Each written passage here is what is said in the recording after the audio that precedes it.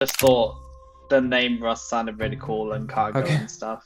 Okay. Because I already knew about Rust the game, so it's just like, oh yeah, this is really Mm. cool. Previously, it was a really good way to get a job because it was easy to tell that the pull request was done by you. Rust for AI at the moment is primarily being used in LLM infrastructure. I think in terms of users, we have about 3 million users at the moment. Even though Bun has been rewritten in Rust and all that kind of stuff, I think there's still a long way to go when it comes to highly performant operation. Hello Joshua, welcome on the Rustify podcast. Thanks for joining. It's a it's a pleasure. So maybe for people who don't know you, can you introduce yourself quickly? Yeah, for sure. So I'm Josh. I currently work as a lead developer relations engineer for Venice AI, and so we are a privacy first inference provider. Prior to that, I worked in Rust for basically 3 years doing open source over two different roles. One of them being a lead maintainer for an open source project, and prior to that, being a technical writer and dev role for a open source deployment platform. Okay, cool. So in Rust for 3 years, and what brings you to Rust then? Yeah. Um, so this is gonna sound really stupid, but I just thought the name Rust sounded really cool and cargo Okay, and stuff. okay. Because I already knew about Rust the game, so it's just like, oh yeah, this is really cool. Mm. Maybe I should try it. The first time I tried it, I actually gave up. But then after a while, I came back to it again because I thought, um, this seems a bit too like, I don't know. I felt something and I was just following my instinct, really, pretty much. Okay, okay, that's funny. Yeah, I knew also there was a game also Rust at the time, and yeah, Yeah. that's a good reason, I guess. So Rust for 3 years, and you also mentioned the open source. Why did you do also a lot of open source? What was the reason behind this? So initially I heard that open source was basically kind of a good way to get a job. Um, and Mm, also, of course, helping other people out and stuff and having projects that people can contribute to. I thought it was really cool. So I was kind of experimenting with a number of open source things. And that's actually how I found my first job through open source because they had like a repository basically that anyone could contribute to. And mm, so I spent quite a bit of time looking through their community, helping people, and making code, well, making pull requests to their code. okay, okay. And for someone who is targeting for a job, because you mentioned this, do you think yes, open source is a good way to have a job? Or maybe can you share a little more Mm, about your personal experience? Maybe it can be inspiring for other people. yeah. So I think previously it was a really good way to get a job because it was easy to tell that the pull request was done by you. Mm, But I of think course.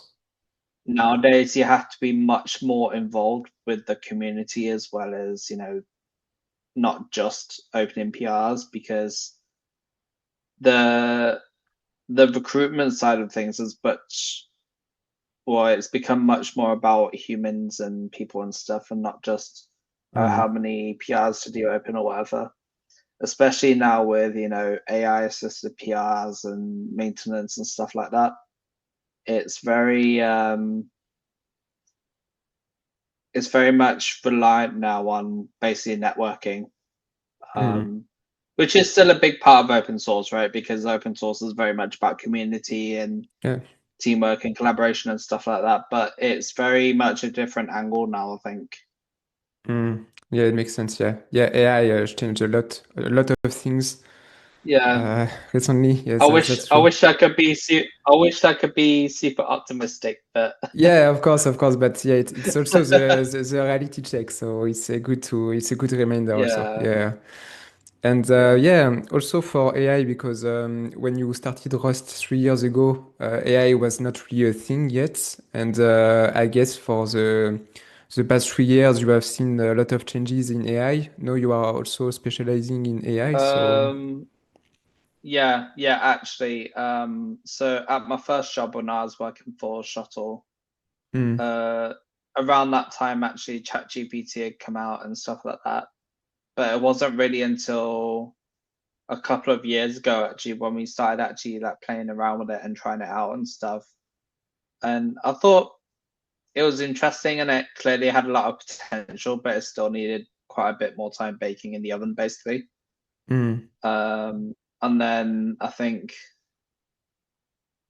later that year, actually, I tried some AI stuff and actually became an ambassador for Quadrant, who are like a vector search company. They also primarily use Rust as well. mm. So that was kind of like my first real entry point into AI because before that, I wasn't really thinking about it too much. Okay. Mm, mm. Okay, okay. Yeah, it makes sense. Okay. And also for AI, where do you see Rust for AI? Because now it's mostly Python that is used a lot. Where do you see Rust Mm. in this? So I think Rust for AI at the moment is primarily being used in LLM infrastructure. So, for Mm, example, you have a Rust system, or you might be a Rust company with a Rust system architecture. You want to put some LLM based capabilities in there, but there's no point spinning up a Python sidecar for it, right? You might as well mm, just do it in Rust. So that's kind of where that comes in. On the machine learning side, there's still quite a bit more we can do, but I think in terms of serving inference through frameworks like Candle, mm, as well as data training, well, yeah, data pipelines and stuff and data prep. I think we've pretty much taken over that side, especially data engineering and stuff. Because I remember it was a while ago that Apache, I think one of their products said they switched to being powered by Rust or something like that. mm, And that was like a really huge, I think, shift in terms of the the product side of things there. mm. And also we see also more and more company using Rust also for the tooling for like Mm, Ratatouille framework and all that, like mm, Grok mm. and yeah. But yeah, hopefully Rust will be used more and more, especially for production. Yeah, yeah. I mean, it's already been used in production Yeah, at a lot of places. yeah, yeah, yeah. So yeah, yeah. Mm, mm, I think, especially with AI now, it's basically being generated as about as fast as you can go. mm, So, mm, mm. That's right, that's right. Mm, mm. yeah, Okay, and so yeah, you mentioned also rig quickly. So it was yeah, yeah. Can you explain just a little more about yeah, what you yeah? sure. So, in that job, I was hired to basically co-maintain Rig. Mm, So Rig was a Rust AI framework that Playgrounds had created. It's initially they kind of described themselves, I guess, as like the LangChain of Rust, or well, not quite the LangChain of Rust, but more like the a Rust equivalent to whatever LangChain is. Because mm, obviously there was LLM chain, there's LangChain RS, but they're all quite outdated, I would say, and they focus much more on the very outdated like LangChain workflow paradigm where you like have a prompt, um, and then it like gets run through a workflow basically instead of an agent that can, you know, it might not need a workflow, it might need multiple turns and tools and stuff like that. So mm, anyway, getting back to the point. So after a few months, I was actually made co-maintainer because they needed to work on a new product. Mm, Because Playgrounds was a startup, so they needed to, secure the bag basically. So I kind of grew the framework out. Um, we added like a load of changes, mm, and tried to keep it as Rust native as possible, so to speak. So in terms of like how it would work, we would try to make sure the code that we had was as idiomatic as possible. mm. So a lot of people actually don't know this, but I was actually hand coding everything in Rig up until January earlier this year. Oh, okay. So, Okay, so, okay. Mm, so mm. yeah, so the very early days is basically just me just hammering out keys on the keyboard. But I think with the solid foundation that we had, it was Yes. yeah, Mm. it was decent. Yeah, yeah, of course. Yeah. Yeah, it's like building a house. You need to have strong foundation Yeah, first, and then it's easier to build on top. Yeah. And also yeah, yeah, AI done a lot of improvements since January this year, so the timing was yeah, maybe also good. Mm. Okay. yeah, for sure. And now with Venice AI, then you work for them now, and you Yeah, mentioned yeah, it was privacy first. Can you can you yeah, explain more about the yeah, yeah. privacy aspect? Yeah. Yeah. So in terms of privacy, we don't store any prompts or conversations. We self-host a range of open source models, and we have zero data retention contracts with all our providers where possible. Um, which means that basically, we don't store anything or whatever. If Mm, the government try to subpoena us, then there won't be anything they can see. It'll just be like information about users that we need operationally to be able to identify the user, right? mm, On top of that, also our software architecture is actually designed with privacy on top of mind. mm, So for example, video polling endpoints that require, you need to like store the object because when you use long polling and stuff like that, it's very difficult to, well, it's basically impossible not to store the item, right? mm, Um, because of the architecture. So what we do for that is that we actually fully encrypt the payload and then use split key custody so that the team themselves can't even access the data. okay. So Mm, even if like an attacker was to compromise mm, a team member's account, they can't like just start viewing user data. It'd be very difficult for them. They'd have to use like offline cracking or something. I don't know. mm. And by that time, it would be, it'd be too far in the future already. Yes, well, very likely. Okay, okay, okay. Okay, so it helps also to make secure and for the user also, so that it's sure that it's Yeah, yeah, really private. Okay, okay, okay. yeah, yeah. They use Rust as well. Yeah. Okay, okay, cool, cool. Can you can you yeah can you maybe detail a little more about this or? yeah, so we're using Rust in our new thing that we created called Mines. It's currently in alpha testing, but essentially it's like agents on Venice through the web UI, so you don't have to make agents at home or whatever using Claude and then have to maintain it yourself. It's all done through Venice. Okay, okay, that's cool. That's cool. And also Rust is also used a lot for encryption and things like this. So Yeah, yeah. Mm-mm. yeah, Okay. absolutely. Okay, cool. And like, what look like your day to day at Venice? Venice. I don't know how we pronounce Venice. Venice. Yeah. Yeah. So in terms of my day to day, I think at the moment I'm at the point where no 2 days really look the same. Mm, I own the documentation. I also do like also have technical input on partnerships and user support and stuff like that. So one day I might be, pushing a bunch of PRs out to update the documentation, and another day I Mm. might be giving a talk or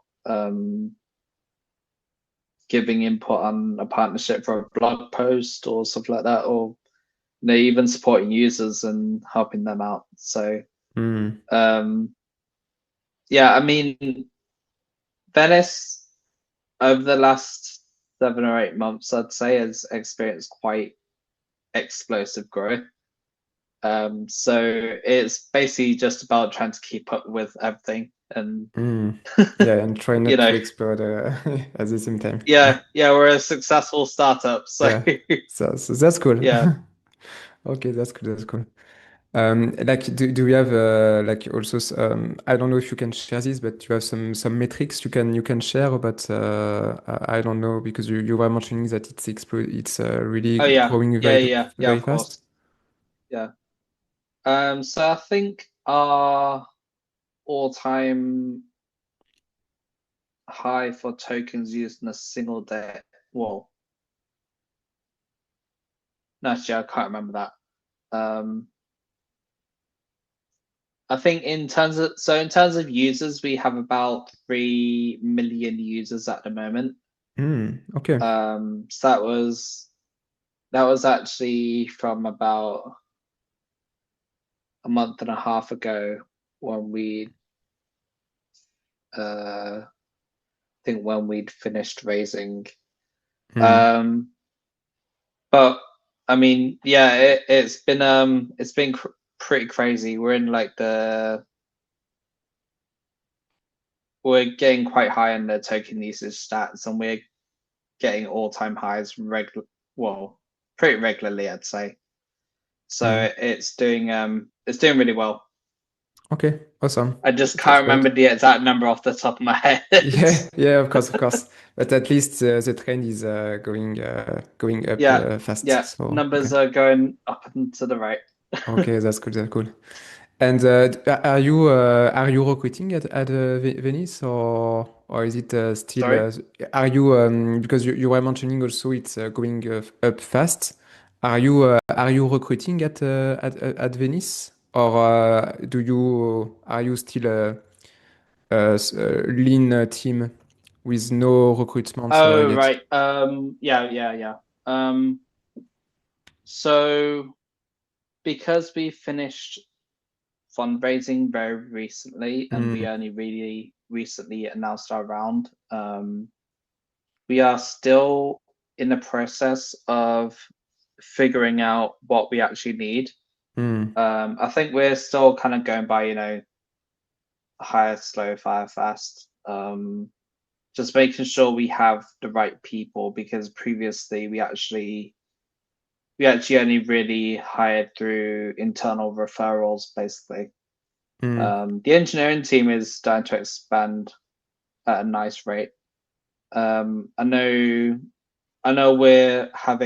we have public recruitment posts for some of our positions that we opened recently, like ecosystem lead and community mm, lead and stuff like that.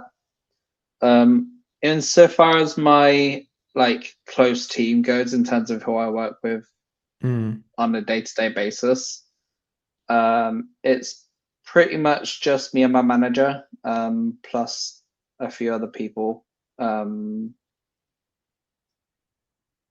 yeah, I think at the moment the developer relations team is quite small, Yeah. Okay. Okay. um, but we're working hard to try and make sure we get to a position where we can hopefully hire some more people. And where do you see Rust for AI in let's say the coming years? So in terms of where I see it in 5 years, I still don't think it's going to replace VLLM and the likes of SG Lang and other LLM serving platforms, in at least in the short term.